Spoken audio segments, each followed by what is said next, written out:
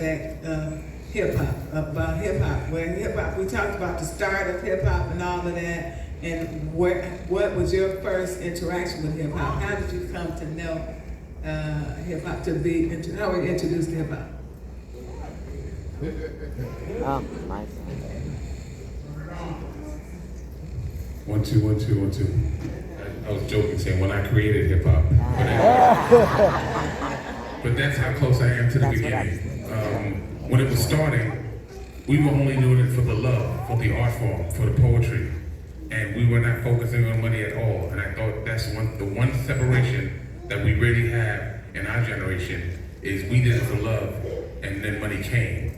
The next generation that we didn't know we were laying the groundwork for them, but they were doing it because of we gave them an option. Everybody in the hood had an option as a rapper, so to speak, MC as an art form. It was never on the table when we were doing it. So we were doing it strictly for the love. And I think creatively, we were trying to move people. And I tell people all the time, I'm a child of Malcolm X. I come from the revolutionary era. And coming from that space, in hip hop, for me especially, I was looking at it as a platform that we could actually do what Malcolm was doing and continue it. Because after he got killed, we were living in the aftermath. And the Black Panther and everything that was happening with us, I thought, at least personally, I won't say everybody did, but I thought personally we had a vehicle to kind of do what the Black Panthers and Malcolm X and people were doing on wax before it became wax. So we were rhyming and spoken words, last poets, people like that. We were trying to talk to each other all the time. We were definitely communicating. So I was very disheartened, quite frankly, building on what you just said about Snoop Dogg, and I love him to death as a person. But the art form of gangster rap was one of the worst things that ever happened in hip hop, in my opinion. Absolutely. I said, for me, because a lot of times we don't pay attention to the progression of oppression. Oppression is always working. And to this day, it's still oppressing us, and people don't pay attention. It didn't stop at the slave ships. So the gangster rap, when gangster rap came out, they gave the corporate America an angle to use us against us again. And I thought that was one of the worst things that could ever happen. And when you get to know Snoop, he's totally different than a gangster rapper. He's a much more compassionate person, but the art form. And the other part of it is, he's at the highest level of his art form. There are a lot of people that came out and did gangster rap that weren't as good as Snoop. And that was when the real toxicity happened. Because it got to the point where everybody thought that they could do it. And we were doing it from a space where we had a elitism in our mindset. You couldn't just get on the mic and rhyme if you really didn't have anything to say. So we wanted you to have something to say before you said it. Wow. So when did how did you get into hip hop? What was that like? In the 70s, which a lot of people don't even document because corporate America doesn't say so. They're doing a 50th anniversary of hip hop, which is a really cool Herc story, but DJ Hollywood was the MC before all this stuff was happening. Didn't I tell you? And when you go even further back than DJ Hollywood, you go back to some of the gospel quartets that were doing hip hop in the 40s. And we don't pay attention to our African history because it's not documented. And because it's not popularized does not mean it wasn't happening. Wow. So gospel quartets are Amen. actually part of the equation. Listen, you affirmed what we said. That's what I said in African centeredness. There is no this is where it started, right? We always look at the continuum, That's right? a very European mindset. Yes, absolutely. So it always came from something to something to something. There's new iterations and twists. And Scoop, what song did you say you mentioned that you said was your first introduction at first? Ball of Confusion by the Tips. Ball of Confusion. We don't think of that as hip hop, but until you explained it, that's it. Okay. So you heard this rhythm and poetry to rhythm all your life is what you're saying. Yes, definitely. And again, like I said, the last poets were mind-blowing for us. Yeah.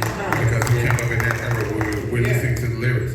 And I think just like some of the old jazz greats will tell you, when jazz turned into bebop or went to the transition, a lot of jazz legends were mad because they said people were paying attention to music and dancing, and they wanted you to pay attention to music and pay attention to the notes because they were very scientific about what they were doing. And that's the same thing we're saying with hip hop. We're paying attention. For me, I still to this day, I listen to the lyrics. I understand the dance. cool to party and have a good time, but the rapper was way more than just a party thing. So the first thing they did is they tried to dumb us down and just call it a party thing. Then the next thing they did is took it to gangster thing. So they tried to keep us all focused. I say this all the time. The oppressor does not want black people to ever get together and do anything together. So gangster rap, why it was the worst thing for me, is because it absolutely helped us divide and keep ourselves separated. Wow. And so you are from where? Where did you grow up? From Harlem. Harlem? Yes.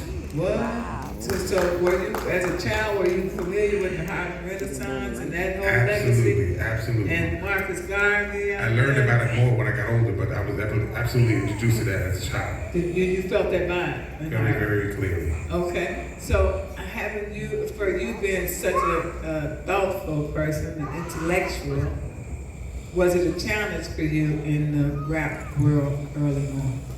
Early on, I'm kind of be frank, my ego was out of control.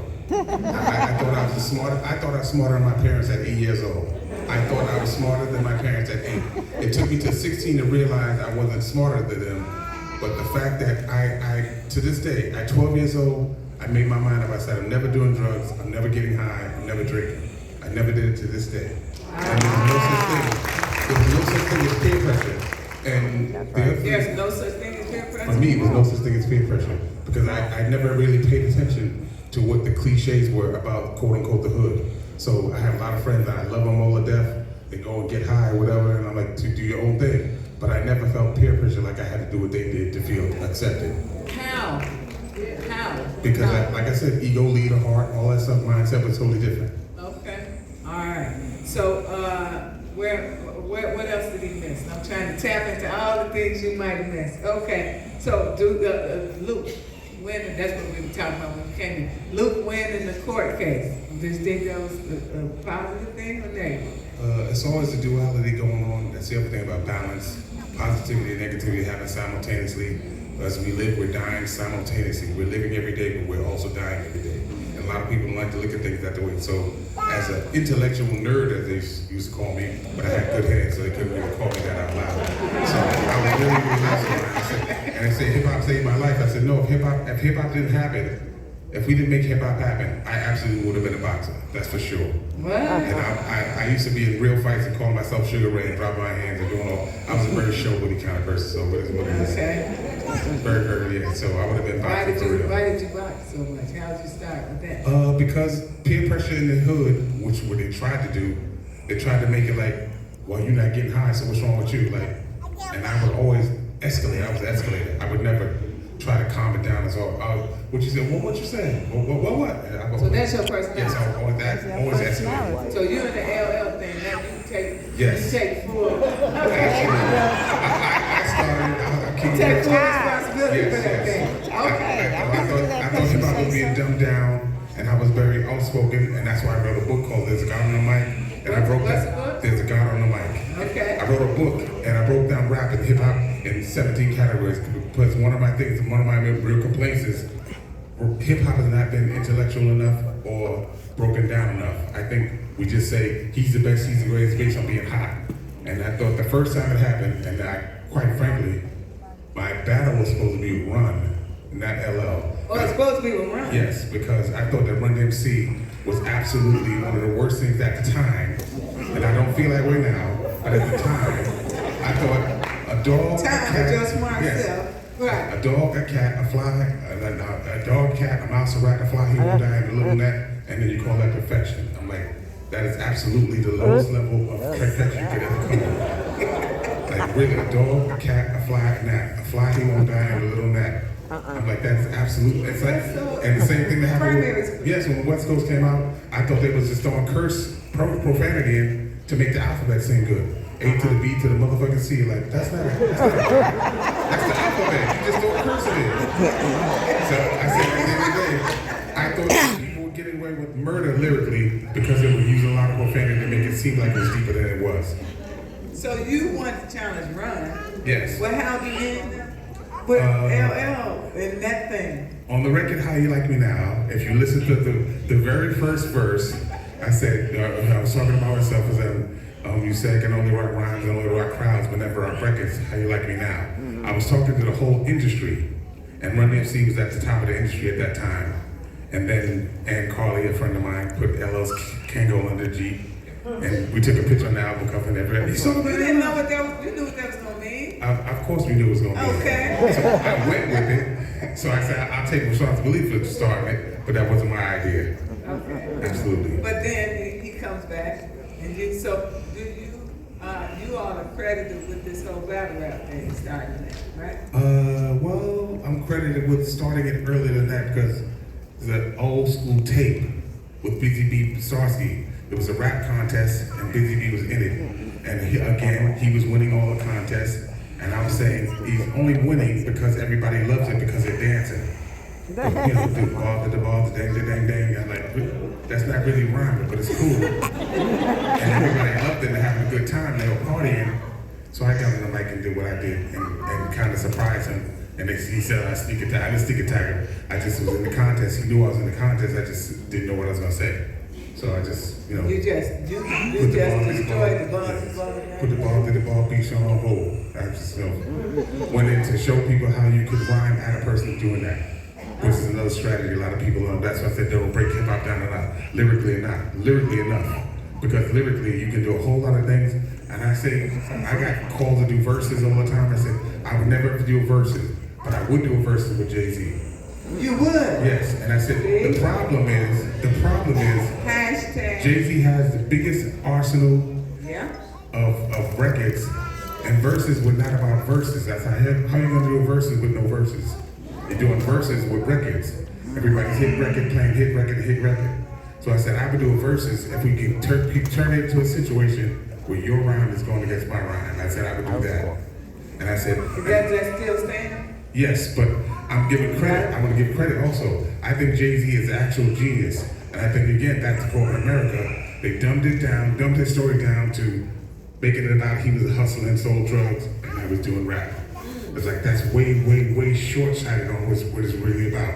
He's way more intricate than anybody's giving him credit to. And I thought they popularized his drug dealing side to make that the arc of the story. And I think lyrically, he's a genius in that sense. So that's why I said I would love to do it with Jay-Z, because it's real competition, in my opinion. Okay. All right. So y'all tag Jay-Z on social media. Let's see what they have. But Jay-Z is the one who said it doesn't make sense to rap like common sense. So he's all about capitalism. Yes. Okay. So let me ask you this. Who is your favorite rapper or MC today? Do you have one? All of you all, who's your favorite today? Of this generation? Of this generation. J. Cole is my favorite. J. Cole? Okay. Again, because I listen to the lyrics. He's a genuine genius, without question. Okay. I'm a Kendrick guy. Kendrick. Okay. Number 2. Okay. J. Cole, Kendrick Lamar. Okay. Yeah. Kendrick's walking on a genius path, I think. Yes. I like them both. After my son Eugene, capital E-U, capital G-E-N-E. Okay. I like, I'm not listening much these days, I really am not, but somebody who I continue to listen to is Moon Fresh. Okay. All right. Write that down, yeah. Okay, George. Kendrick. All right. Okay. What do you all think of the state of hip hop today? When you look at, let me ask you this first. What was your most odd interview with a hip hop artist? Odd interview? Yeah. Wow. That's a good one. That's really a good one. I'm trying to think of how odd things actually got at certain times. I would have to say probably with DMX. God rest his spirit. But because we got into this conversation about lyricism, and I sat there for probably about 40 minutes talking to him, and kind of not really arguing, but in disagreement. He felt at the time that he was the dopest MC out, period. Really? You know what I'm saying? And we really kind of, but we started going through what You were interviewing him. You didn't let him have it. I'm like, okay, well, once again, like Jay-Z's out there, Biggie was still alive at the time, you know, and I'm thinking of like other cats who were still out there spitting, you know, Wu was around, so there's Ghostface. I'm like, you think you're dope in the face? You know, in Harlem, Big L was like really moving stuff. I'm like, okay, Big L is ridiculous when it comes to lyricism. His thing was, I'm a punchline guy, my lines make you feel a certain way. It's almost like the Will Smith ideology when it came to hip hop was like, I am the best MC because I can make people laugh and other MCs can't. I write joke, you know, I can make people feel a certain way. And as an MC, you're always supposed to feel that you are the best one. But my job as a journalist is not to disagree, but I do have the right to challenge that.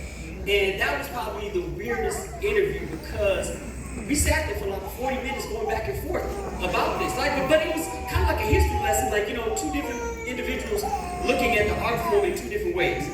He's standing on this square saying it's about him. I'm like on a whole nother square, standing 10 toes on mine, like I don't know about this, you know, and we've had that, but what made it so weird was after we got through talking, one of his dogs almost bit me. Seriously, no, he didn't say, but we got up. We were sitting on this couch at the square in Yonkers, and we got up after the interview was over, and as I'm going into the, like, right in the kitchen, the dog just snapped, just jumped and lunged at me, and I just moved like that, and kept on moving. He's like, damn, you cool. I was scared as shit, but I was like, you know what I'm saying? But I just moved back, and I'm like, The dog felt that energy. the dog's like, no, you can't talk to a man like that. All right. What George, tell us about when the guys came to sign that for you at George's music room.